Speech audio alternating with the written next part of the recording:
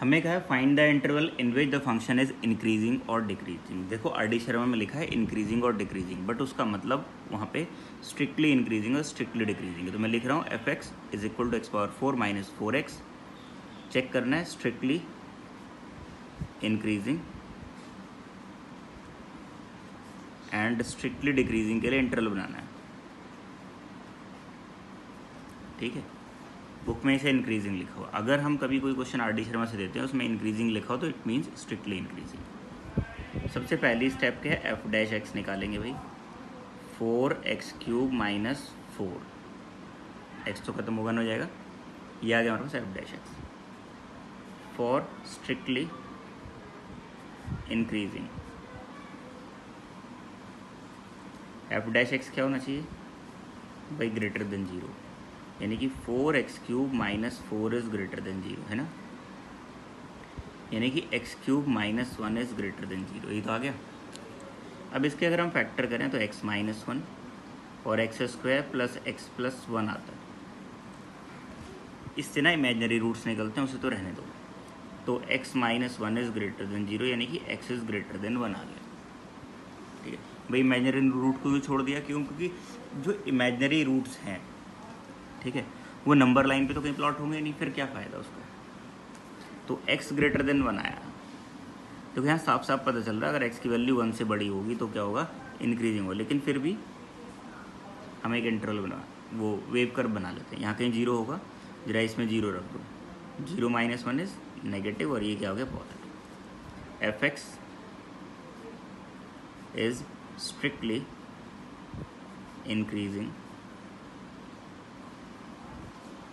इन किस इंटरवल में, 1 से लेके इन्फिनिटी तक। देखो यहाँ कहीं माइनस इन्फिनिटी होता है और यहाँ कहीं इन्फिनिटी होता है। स्ट्रिक्टली इंक्रीजिंग है तो 1 ओपन इंटरवल में आएगा, इन्फिनिटी और माइनस इन्फिनिटी तो हमेशा ही ओपन इंटरवल में आते हैं। And f(x) is strictly decreasing in कहाँ से कहाँ तक, माइनस इन्फिनिटी से लेके 1 तक। ये तो हो गया हमारा सॉल्यूशन। देखो कुछ बच्चे ना शायद पढ़ नहीं रहे हैं, अगर नहीं पढ़ रहे हैं तो वो गलत बात है। 12th क्लास में मैथ्स में मार्क्स लाना, अगर बच्चा हमारे पास पढ़ रहा है तो बहुत आसान हो जाता है।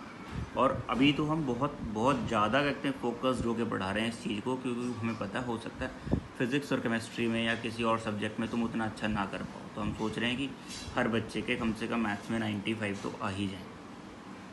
पिछला रिज़ल्ट उठा के देखना, 51 बच्चों के 90 से ऊपर मार्क्स थे। सोचो अगर 51 स्टूडेंट्स के हमारे यहाँ 90 के ऊपर मार्क्स थे तो 80 से लेके 85 के बीच में, 85 से लेके 90 के बीच में कितने होंगे, इस रेंज में कितने होंगे। क्योंकि जो भी बच्चा एक क्वेश्चन भी गलत करके आता है ना, तो वो इस रेंज में आ जाता है। ये वो बच्चे होते हैं 90 के ऊपर वाले जो इतनी मिस्टेक, पूरी मिस्टेक कोई नहीं करके आते, छोटी मोटी मिस्टेक होती है उनसे, उसकी वजह से बस। अगर एक आध क्वेश्चन गलत हुआ तो इस रेंज में आओ। तो अगर अच्छे मार्क्स लाने हैं, बहुत बढ़िया मार्क्स लाने हैं, बस उतना करते रहो जितना कहा जाता है। हम सब कुछ अपने आप करवा लेंगे, तुम्हें किसी चीज़ की, कुछ भी चीज़ की ज़रूरत नहीं पड़ेगी मैथ्स में। तुम ये मान के चलो हमारे पास पढ़ रहे हो ना, इससे ही कंफर्म हो जाता है कि 90 आराम से आ जाए, बहुत आराम से। ठीक है, ये जो है ना 80-85 वाला है, तो एक एवरेज बच्चा टच कर जाता है। जो ऐसा बच्चा ना जिसके कभी कहते हैं 80 नंबर नहीं आए होते ना, वो भी 12th क्लास में 80 से ऊपर लेके आ जाता है। बट है वही, ईमानदारी से काम करना पड़ेगा। ये नहीं होना चाहिए कहते हैं कि हमने तो काम करने को दे दिया, ठीक है, और तुमने इधर उधर से देख के दे दिया। तुम किसी कॉपी से देख के लिखोगे तो भी उतना ही टाइम लगेगा, अपने आप करोगे तो भी उतना ही टाइम लगेगा। बस ये है, अपना काम अपने आप करोगे ना तो अगले क्वेश्चन में आसानी होगी। कोई क्वेश्चन समझ में नहीं आता पूछ लो। 12th क्लास में मैथ्स जो हम पढ़ा देंगे वो दुनिया में कोई भी नहीं पढ़ाएगा। कोई भी आदमी RD शर्मा पढ़ाने को तैयार नहीं होगा तुम्हें, और हमारी RD शर्मा से बाहर पेपर बन नहीं सकता। 100% पेपर आता है जो हम कराते हैं। कोई भी एक क्वेश्चन किसी पुराने बच्चे से उठा के पूछ लेना, सब कुछ मिलेगा जो हमने कराया, सब कुछ।